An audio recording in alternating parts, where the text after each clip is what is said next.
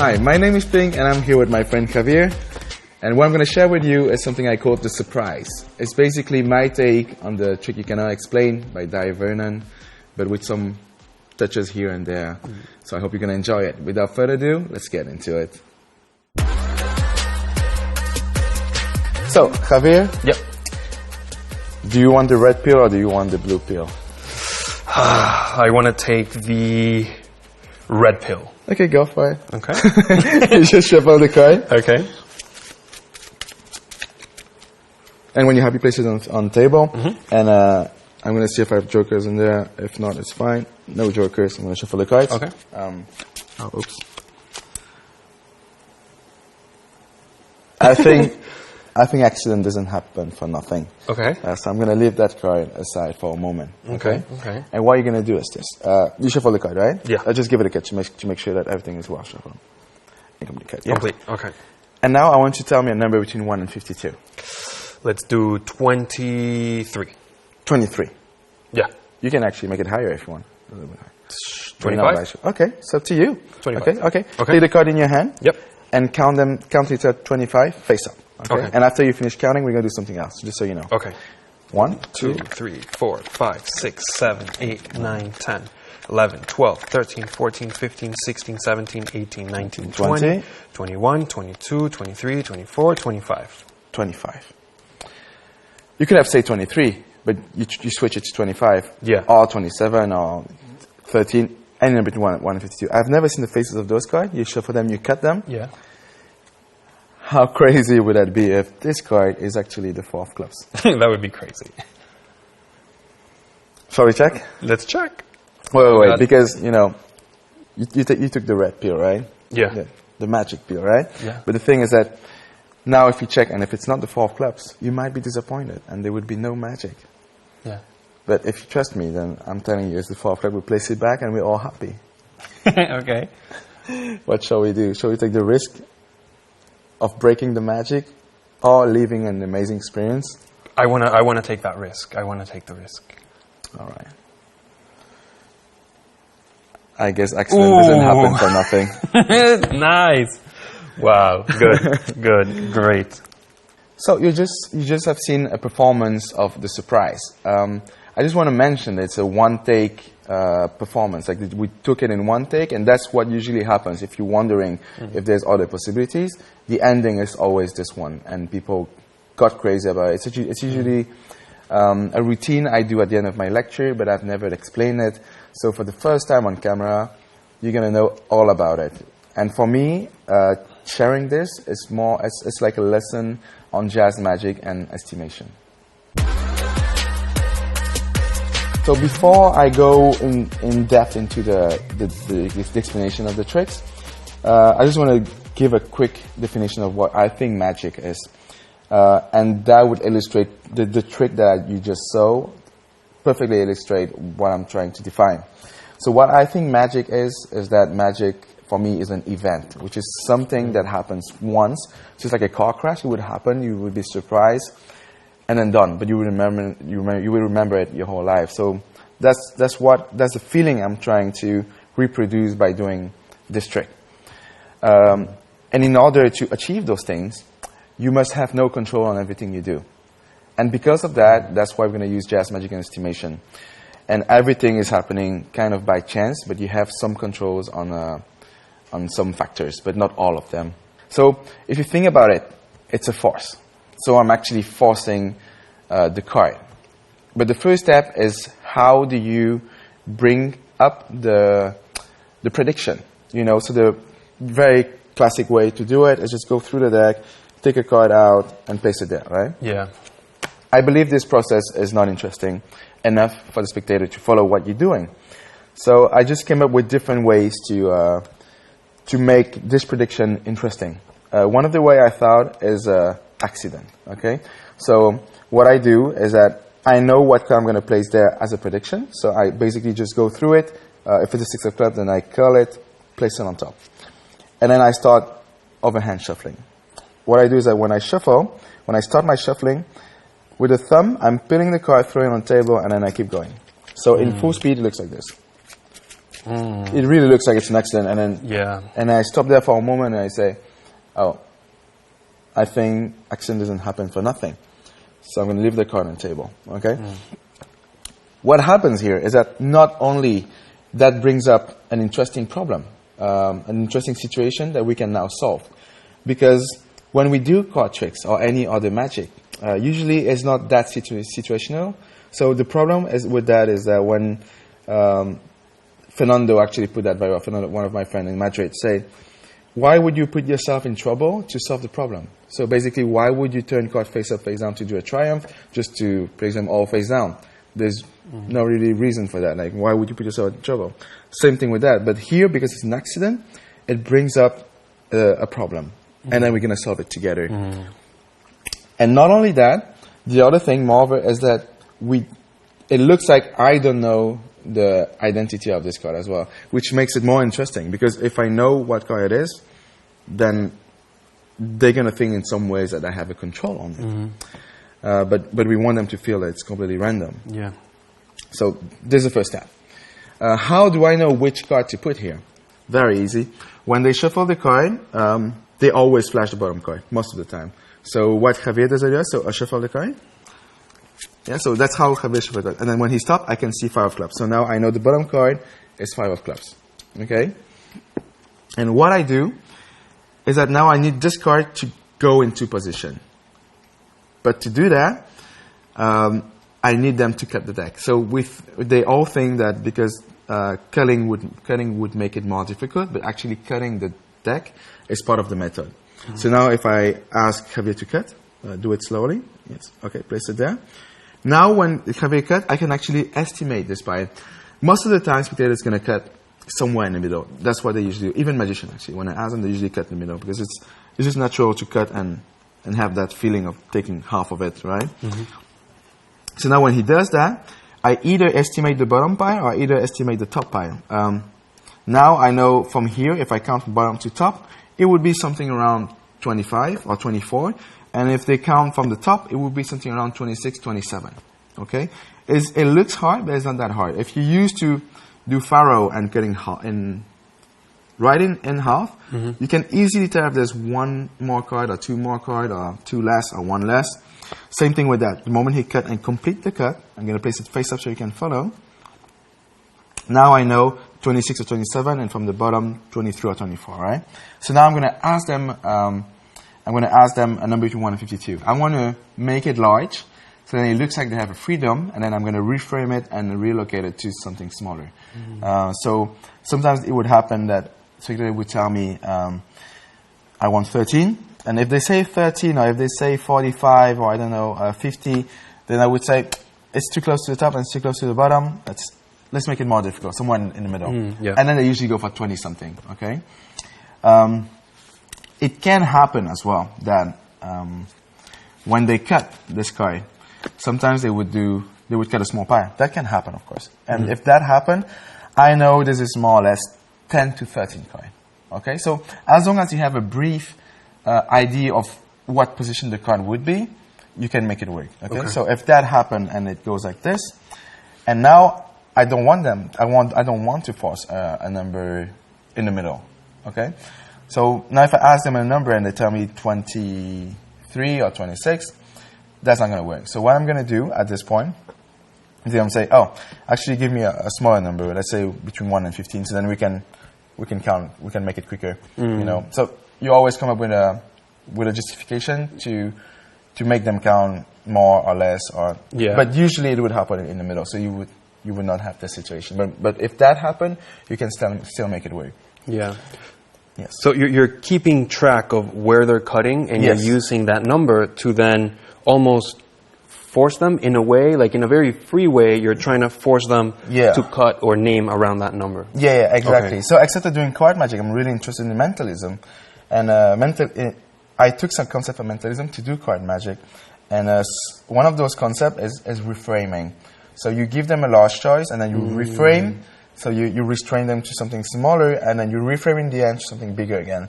So it would be like this. Tell me number 1 and 52. If let's say you want a smaller, let's say 26. Say, oh, but let's make it quicker. So like smaller number.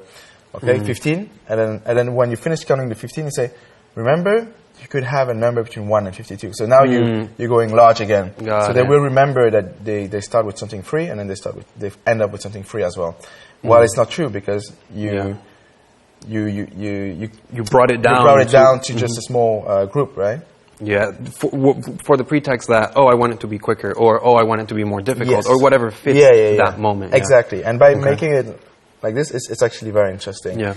Another way to do it, if they close to the top on the bottom, it's actually to force them. So let's say, you know this timing force, that after you say stop, they usually stop after 3 seconds. Yeah. So let's say we want to force the 5 of clubs. I'm going to place it face up like this. And I'm usually going to give them, now that Javier knows, it's kind of different feeling, so it's kind of harder to force you. But if they don't know what card you're trying to force, it usually works. So usually now I would say, okay, deal the card. So you see that they're all different. Yeah. Okay, and whenever you want, you can just stop. Yeah? Let's say they stop here, okay? That's interesting. I'm going to say you could have stopped me. So now what I'm trying to do is speaking where the 5 of clubs is. Okay, so by taking the card and saying you could have stopped me anywhere you want, but you stopped me on a 3. But I did tell you we're going to do something else before you stop. Okay, so take the card in your hand, and because it's 3, count 3. And we will have the force card. Yeah. If that does not, if you don't want to do that, you can also say, do you want to take back 2 cards or add 2 cards? You know, so let's try to do add 2 cards to see what would happen. If they add 2 cards, then I say, what's your name? Javier. Spell Javier. Javier. And then usually at this point, if it doesn't fit, I would move to another person and say, do you want 1 more card? Do you want to take back? And usually they take back at this point. But usually, you will not have to go that far. So now we're just trying to stretch the possibilities of... yeah, we're looking for like the hardest, most impossible things that exactly. ever But happen. that usually almost never happens, that you have to go into 2, 3, or 4 steps before hitting the card you need. Yeah. And I've been seeing you perform this so many times, and it's always like boom, boom, boom. Yeah, it happens in between, either directly, just like the performance you saw, or I will have to move it 1 step further just to make it work. And usually if it goes over 2 steps, I would tend to not make it. I mean, like at this point, the trick is not strong anymore because it becomes very confusing, you know. And that's the problem with the trick you cannot explain, is that if you don't frame it right, then it's so confusing. That's why I'm trying to always hit it in like 1 step after they count the card. So if you notice in my pattern when I talk, I usually go, I count the card, and just so you know, after that we're gonna do something else. Yeah. And when it hits, I don't do something else, but I forgot that. But if it does not hit, then we do something else, and it would usually hit. Yeah. But keep that in mind, is that when I do that for magician, of course I'm trying to be hands off. But for layman, let's say the card is 2 cards after, and at this point you can always third deal, or you can triple lift and show them the card.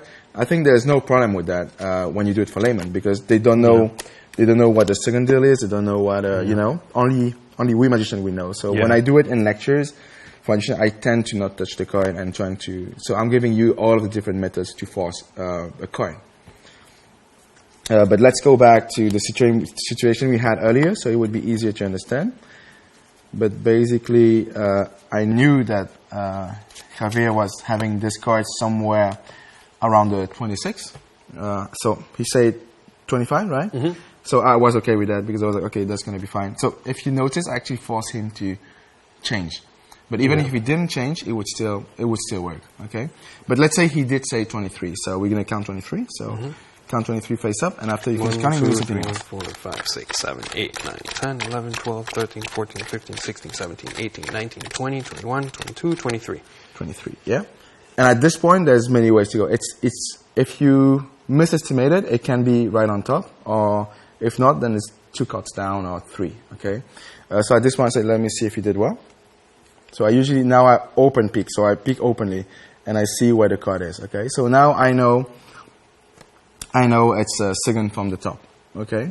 And I did say we're going to do something else, right?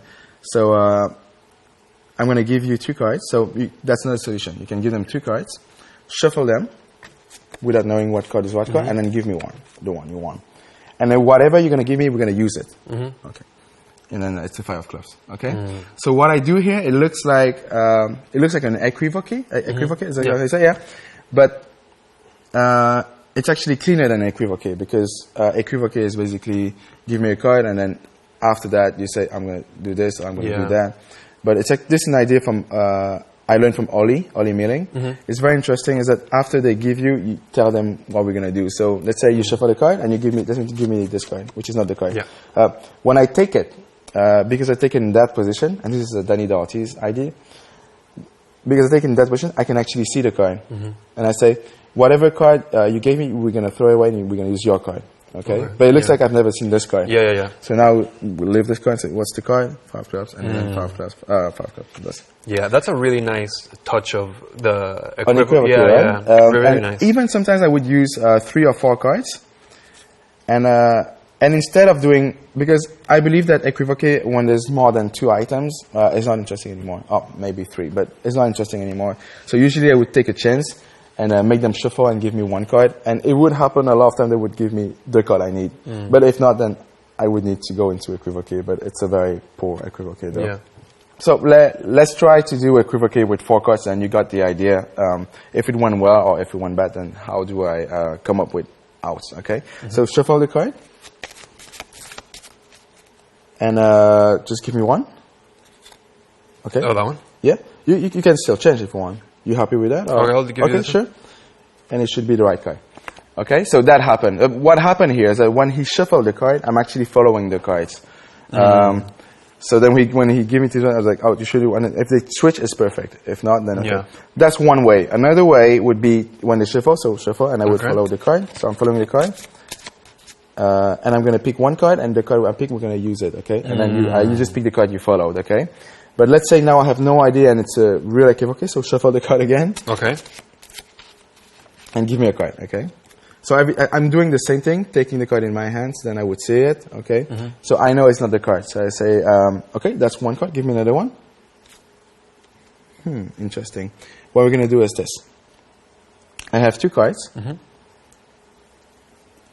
And you just take 1 back for you now. Then the one you take is going to be the one you're going to use, okay? Okay. Okay, so now 5 of clubs, okay? So yeah, basically equivoque. So there's always 2 options, and you make it look like you give them a possibility and that it's free. But this is usually I don't arrive to this point because I think it's not that strong anymore. But just so you know, you can end up with that in case you're really in a tough situation. You can always use this equivoque. And so if you're giving me this, then it's fine. Then I know it's not there. I say, okay, you don't want those 2 cards. We do something else. Shuffle this card and then give me 1, any one you want. So I will finish with this. And I say, what card you kept? And you have this. Okay? So, so there's always ways to go. But again, trying to make it streamlined and clear. Because if it's too confusing, then, like Vernon said, if magic is no confusion. If there's confusion, there's no magic, right? But all the times that I've seen you perform, it's never happened. No, because you kind of always have a control where the card is, right? Because you know more or less.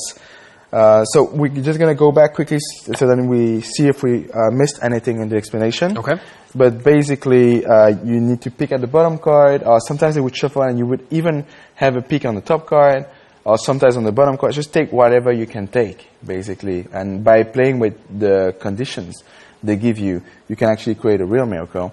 So, what if I shuffle? And then I don't see anything. That's exactly. So what if I shuffle like this? Super good question. Yeah, if that happened, just move the deck somewhere else. I'm gonna move it here, and then so I don't want to touch this card anymore. And then you peek. So just find some ways to peek it. Okay. I say just to him when you talk to him. Is there any joker in there? And then now I know the bottom card is Ace of Diamond. Got it. But trust me, most of the time you're going to be able to see it. Because people don't. At this point, the trick hasn't started yet, so they don't really care. They're not careful about what they do. So you can see the card. if you use mark card, solve. You know, just pick at the top card and make them cut. Yeah. Yeah, so... You want to try it now with the card face up so we can try to follow the whole thing? Yeah. Let's do that. So they shuffle, have the card. So I pick, I know it's the ace of diamonds, and I would go through my deck. And the excuse for going to my deck is to see if I have joker in there. I'm actually locating the ace of diamonds. Boom, curl it, and say, okay, no joker, perfect. I'm going to shuffle my cards. Okay, you shuffle yours. Okay, oops. Oh. Accident doesn't happen for nothing. I leave it there. Okay, so that's the first step. Okay, so just accidentally leave the card there, but we all know it's the ace of diamond. And now the line is, you shuffle the deck, right? Just to make sure, just give it a cut. Yeah? Yep. And complete the cut, yeah? So now I know it's somewhere around 21, 22, okay? So tell me number 252. You can make it hard. Let's make it hard, send me. Let's do 35. 35. Yeah. Interesting. To make okay. it, you can still change, but if you're happy with that, we keep that. Okay, 35. Okay. Let's do 35. Yeah. Awesome. Okay. Take the card in your hand and count 35. Okay. Face up. Face up, yes. 1, 2, 3, 4, 5, 6. Oh, 6, 7, 8, 9, 10. 1, 2, 3, 4, 5, 6, 7, 8, 9, 10. 20, 1, right? Yeah. 1, 2, 3, 4, 5, 6, 7, 8, 9, 30, 31, 32, 33, 34, 35. Wow. Yeah? See, it happens again. Yeah. Boom. Yeah. Download done. Wow. Okay. You understand what I mean, right? Yeah. So there's just so many ways to go around that because you know all of those. The more paths you know, the more you can lead them to this location you need, right? Yeah. There's a saying about that as well, like all of the ways leads to Rome, right? Mm-hmm, this is Rome. We should try a different so that it doesn't work. Let me go through it and then we try again, okay? But basically, this is not the only way that can happen. Sometimes they would count a number, and it would maybe not be the ace. I think I did that with you yesterday, and it worked. Mm-hmm. It lands on another ace than ace of diamond. Oh, mm-hmm. Let's say it lands on an ace of spade. That can happen as well, or ace of clubs. Mm-hmm. This is still very interesting, because now you have the same value, right? Mm. But we did say you're going to do something else. So what we're going to do is this. Tell me any other suits right now. Spades. Spades, okay? So just keep in mind, like, now Javier is playing the heckler, but just keep in mind that usually when it's the black card, they usually switch it to a red card. Yeah. But even if it's a spade, it's fine. Take a look at what I'm going to do, okay? Mm-hmm. Spades? Mm-hmm. Okay, that was, you didn't really have time to think. There were no really intuition. It was just, so what I'm going to do is this. In your mind, I'm going to clap my fingers and I'm going to switch it to one other, okay? Okay. Boom, now. Which one you have in your mind? Diamond. Diamond. And then you can say diamond, okay? But if they say hearts, okay. Still interesting. You say this is the closest card I can get to this one, and then turn over, and it would be diamond and hearts. It's still very strong. Trust me, it doesn't look like it because you mentioned and we overthink that. But for laymen, if they see 2 red aces, they would be very, very impressed by that. I will tell you this: the whole entire time, I had remembered you got the right, yeah? Yeah, from when you performed it yesterday. Yeah. So it's funny because you see it as a hit. Yeah, even though it's not like a perfect hit, it feels like a hit, and that's the important thing because of how you frame it. Yes, it feels like a hit. So yeah, exactly. I completely forgot. If you wouldn't have said that, I would have thought. You forgot it, right? Yeah. Another thing which is interesting is that sometimes this is the ace. Let's use another card. Let's say 9, and we don't land on a 9. If you're confident enough to know that 9 is close, then do whatever other outs I showed you earlier. Mm-hmm. But if you're lazy and we end up, let's say, on an 8, okay? Now you can take a chance and tell them, just to make sure I don't influence you on that card, we're going to take the card next to it, the value next to it. So do you want the 7 or do you want the 9? Mm-hmm. Okay? And you can actually give them the option. If they go for 9, you have a hit. Mm-hmm. If they go for 7, you do another trick. But anyway, but just so you know that I'm just trying to talk out loud the process I have in my mind. And I would usually take that risk because I believe that if it doesn't work, it doesn't work. For me, it's fine because what I'm trying to show you is something kind of real, right? Yeah. So I'm taking chance, and if that happen, I'm happy, you're happy. It's the most magical experience we have ever experienced together. Mm-hmm. But if you want to make it surefire, because I know that usually magicians like everything to be boom, boom, boom, boom, boom, and it should work every time, then you can say, okay, in your mind now, you're going to, like out loud, you're gonna tell me 7 or 9. Okay, ready? Boom. Like if they say 9, fine. If they say 7, you just end up by saying whatever you're gonna say. We're gonna use the other one. This is the thing Peter Turner does. So then we're gonna so then there's no influence at all. Yeah. And then it would still hit, and it's still interesting. Not as strong, but still interesting. Yeah. Yeah, but you say you wanted to do it again just in case there's that we have different outs, right? Yeah. So let's say you don't know what's the card on the bottom, okay? So now that you kind of know the method, it's kind of different, right? Yeah, it's becoming hard for me to because now you know that what's happening is that when you cut in your own mind, you can estimate where the card is, right? Exactly. Oh, so what if you cut somewhere and then I'll just do it, right? Because that's interesting. Right? Yeah, that's good. Okay, so I will not look. I am not looking. Okay, tell me the big one between 1 and 52. All right, let's do 18. Interesting. You sure you want 18? You can still change. But I'm happy with 18 in front of you. Okay, 18 is good. Okay, take the card face up. So then there's no cheating. We can see the cards face up, so then we can see all of the cards. Oh, face up, face up. Okay. Yeah, so we can see all the cards, and there's no. Now count 18. And after you finish counting 18, we can do something else. Okay. Okay. Okay, so 1, 2, 3, 4, 5, 6, 7, 8, 9, 10, 11, 12, 13, 14, 15, 16, 17, 18. Interesting. Yeah. Take this card in your hand. Okay. And what was the name? What was the name again? You say? Javier. I just spell Javier. That's the thing we're gonna do. Yeah. Okay. Javier. I'm glad I did it right this time. Yeah. Yeah. And we arrive on the 10 of spades. Yeah. If your name was Jessica, we would be further. Yeah. But hopefully it's not. Luckily it's not, right? Yeah. Javier, 10 of spades. How crazy would that be if that is a black 10 as well? That would be Either spades or clubs, that would be kind of cool. Yeah? And boom, it's 10 of clubs, okay? But what I was aiming for is this. Oh, okay. Yeah? Okay. But see that happened as well. It's very interesting that it just happens during the explanation, so then you can see it. When that happened, I would use it, because this is cleaner than making you taking back. So at that point, you're always going to gauge, do you say in English? Gauge? Gauge? Oh, gauge. Gauge? So you're always going to... my French. Okay. So you're always going to gauge what's the...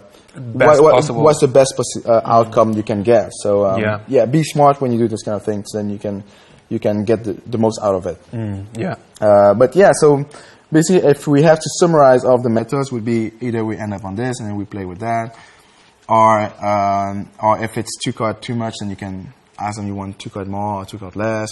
And keep in mind that usually when you ask them to add 2 card or take back 2 card, they usually take back. They usually take back, because placing 2 card would mean that you haven't hit what you wanted, so that's why. That's how they think. So they usually take back, and if it's 2 card that you want to take back, it's perfect. You would hit that. Yeah. Does that make sense? It makes perfect sense. Yeah. So when we think about that, it's actually the very basic of magic, of card magic at least. If you can force a card and if you can reveal a card, you can do a magic trick. That's true, yeah. Right? Yeah. So if you know 1 force, 1 reveal, it's done. You can do a trick. So if you think about that, let's try that again, but different ways. So then you have an idea of what it is. I'm going to do another trick. Okay. Using the same concept. Okay. But it's going to feel different. Okay. But the main thing we're trying to explain is the surprise, which is the trick which I showed before. Okay. But just for the sake of explaining everything clearly, we're going to do that. So take those cards, shuffle them, and I'm going to shuffle mine. Yeah? And when you're happy, put them down. Place them face up, so then we can see the card. You're happy with those cards, right? Yeah. Give it a cut. Okay? Nope. And let's say we have 9, okay? And we want to play with that and trying to create an image which is innocent, which is that it feels that there's no influence of me, okay? Okay. So for that, we're going to use either the lower value or the upper. So either 8 or 10. You tell me. Let's do 8. And whatever you're going to do, we're going to take the other one. So then we're sure that there's no influence, okay? So 10, okay? Okay. And tell me your suits. Hearts. Hearts. 10 of hearts. Yeah. Interesting. Let me see. So let's say now if we go through the deck, find the 10 of hearts it was, right? Would you have thought that you would end up on this card? No. Never, right? It's completely random, Yeah. right? We're going to leave this card like this. and create a perfect mirror image. Well, perfect. Not perfect, because this card is face up. So, if the mate of this card is in this deck, that would be a perfect picture. Yeah. It is now a perfect picture. Nice. Yeah? Nice. So, so that's another trick, but it's the same idea as forcing a card and have a reveal. So this is basically the reveal you would have if you do brainwave deck, but without brainwave deck and using 2 decks. So what happened here is that I saw that I end up on the 9, so I just played with it. Okay. But I could have made it more interesting than this. So if we do that again, okay, shuffle your card again, and then we try something else. Okay, you have your eye some face up. No joker in there, right? No. Just checking, just to make sure. And what I'm going to do is this: give it a cut. Super important. And we're going to play with that. Okay. Take the cards in your hand. And deal a small number of cards. Doesn't have to be big. Like between 1 and 5. So then we have like. Okay. Fine. Yeah. Nice. So this is just I'm just brainstorming around, so then you can see. But I was aiming for the 8 of hearts. So then so then I go for it. So what's happening in my mind? So if I'm trying to force, I'm going to tell you. So then it would make it more interesting. But they shuffle the card, and what I'm trying to force is this one. Actually, I'm going to show it. It's easier. So Jack of Spades, okay? So they shuffle the card. So shuffle the card. And what's happening is that when they shuffle the card, even face up or face down, it would give me chances. And I always say in the end, don't forget to cut. Okay? And if I see, so now I can go into what we did in the performance earlier. Do you want king or do you want jack? Or if I want to make it clearer than having to choose and going through that difficult process, then I can. I tend to move to someone else and say, oh, I can feel you skeptical. Cut it again. So let's say you cut it again because you're not a spectator. And now if it doesn't hit it, fine. But if it hits, you're happy and okay, great. But if not, then I usually go through and say, okay, let's see if there's any joker in there. No joker. Should work. What we're going to try to do is this. Take the cards in your hand. And at this point, there's many possibilities. I know it's somewhere around 10, 11 position. So either I make them cut like 10 cards. So we can try to see if it hits. So it's A. So we're not too far. If you take a look now. We can use Jack of Clubs, of course, as well. But yeah, Jack of Spades, yeah. So we're 5 cards down, okay? So if you spell your name, we would end up here, okay? So that was cutting. If I don't want to cut, I can also ask them to deal cards. So take the card in your hand and deal them so you have a feeling of the rhythm of the cards and how you deal. Yeah, oh, okay, what? Okay, the other card. Oh, actually face up, so then we can see the card. And whenever you want, you just stop. Okay, see, they almost stop there, then we would use that. But if they don't stop there, now I know it's more or less a few cards more. So because I'm not sure about it, I'm going to make them spell the name and then do something with it. So I'm going to say, okay, now spell your name. Okay, Javier. Okay, see here, it was a difficult situation because I misestimated because it was just 2 cards down. So what I could have done as well is doing a double lift. Take the deck back, check, and then do a double lift right away, or second dealing, okay? But at this point, I have this. So what do I do with this? How did you think? So then you would solve the problem as well. Well, I would ask if you want to take some cards back, or you can have them spell the name. Yeah, or 4 and count 4. Ah, okay. As well, okay, right? Or you can stop at this point, and because at this point they don't really look at what's happening, so they don't know what the identity is of the card. They don't really pay attention. So now at this point you can turn the card over and say, it's a jack. So if you spell jack, take the card, spell jack, G-A-C-K, and we will have a jack. So that you can do as well. You would change completely the framing, and the feeling of the trick. But that's one possibility, but you also have that other possibility, which is opening. Okay, so see, this is interesting because there's 3 different jacks there. Okay, so it's not that hard to force, but you can go through a force as well. You can just go boom, tell me stop, stop, and then when you go down, jack of spades, and that you can do. It will be, of course, maybe for magician at least, less stronger, but for layman, okay, if you do that in one step, it could work very well. Yeah. Because the laymen are not supposed to know what a force card is, right? Yeah, and the most important thing is that only you know how it's going to end. Yeah. So it doesn't matter how you go, as long as you somehow, use all of the techniques that you're teaching, or come up with your own countings or spelling or this and that, because it is jazz magic. Yes. With estimation. But again, it's super important that we make it not confusing. So make it as streamlined as possible. Trying to, in your mind, having a clear path before you do it. So when I see something happening, my mind is going, is engineering like path, okay? Yeah. And then I know this is the straightest path, and then I take it. Of course, sometimes it could happen that you miss it. If you miss it, it's all fine. It's just a card trick, okay? Just go take a coffee or a beer and then do it again. Yeah. So it's not that important. But the more you do that, trust me, you're gonna almost hit it every time. Like I do that at the end of my lecture and usually hit, and people don't understand because I don't explain it. Yeah. And the more you think about it, the less you can figure out anything. Yeah. And trust me, even if sometimes I don't hit it right away, but like one step further, people still react the same way as if it was hit the first time. Yeah. Because they don't know what's happening, and they were thinking, what if I actually place a card down and not back? And the more they think about it, just like you said, the more they think about it, the more they get lost into, because there's no actual method. I mean, like there is, but there's no there's not this surefire process that we use to read in books, magic books, right? Yeah. So it's another way to go through it. And what's interesting about this is that when you work with this kind of magic, you can actually you start to feel the tension when you perform. So you know what's going to work, you know what's going to not work. You're starting to feel the offbeats, and you can do whatever you need to do, passes or shift or I don't know. So it's actually a very interesting way as well to get creative, because by working this way, your brain is constantly in the present, not on automatic mode, but more like you're there. You're like, I know it's gonna, then boom, boom, and you started finding new ideas, and you get creative. And by the way, a lot of things I've come up with, it was just by playing with this.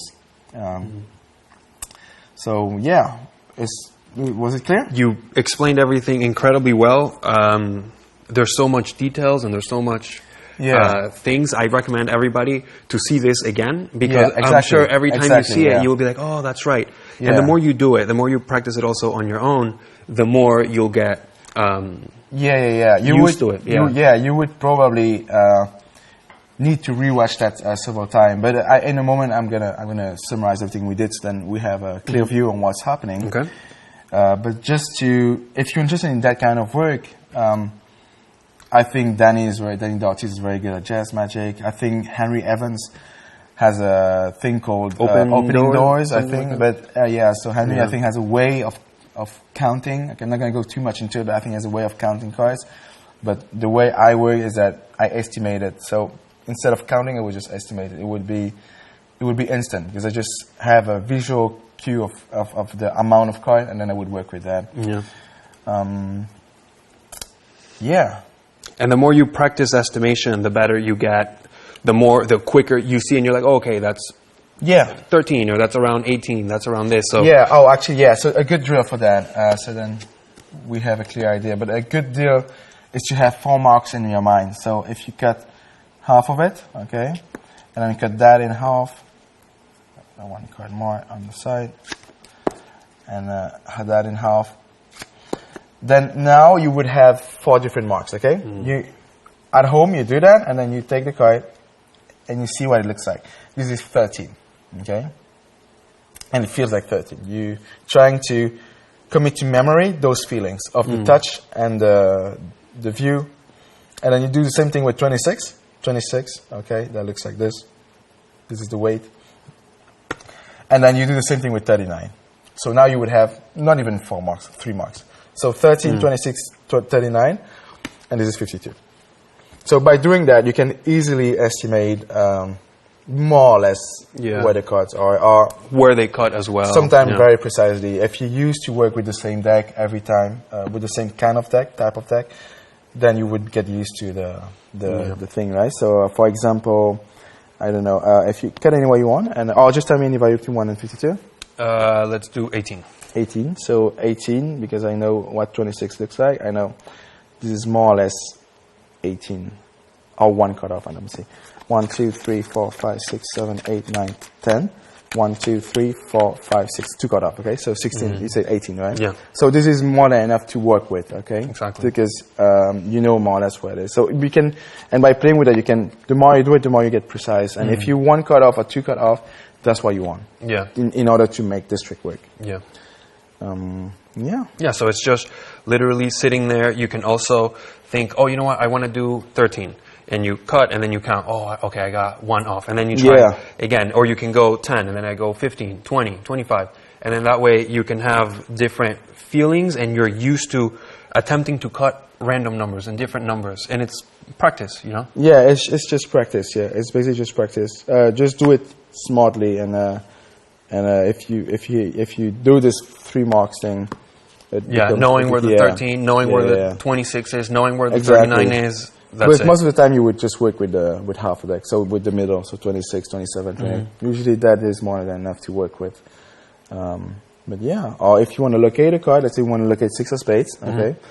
Without counting with by estimation, you just open. I would say... Just play what is it? Right here. Right here? So this is 26 or 18 maybe, I don't know. Let's see. If we cut and see, that's a different... But I think 20, 24, 25, okay? So if we count, 1, 2, 3, 4, 5, 6, 7, 8, 9, 10. 1, 2, 3, 4, 5, 6, 7, 8, 9, 10. 1, 2, 3, 4, 5, 6. Exactly 26. Perfect. Yeah. Exactly 26, okay? But just keep in mind that this kind of estimation when you take it, or this kind of estimation when you dribble, or this kind of estimation when you fingertip this, okay? Or estimation when you spread, it's all different kind of dimension. You got to play with all of them, so then you got to know how. Yeah, it is, because I really thought that was going to be more or less 18. Yeah. But if you spread yourself, it would be easier because I spread it, so I know how my spread is. Okay, and that's why I could estimate it more precisely than you. But if it was you who spread it, I would have more difficulty to estimate. And spreading in the hand is also a different feeling. You know, the way you spread. I know this is more or less 24. You know, I know this is more or less 10. And and you would do that. You would do it in different ways. Then you would get used to all of those ways of estimating. Yeah. That's good. Learning all the different ways: the spread, in the hands, the cutting. Yeah.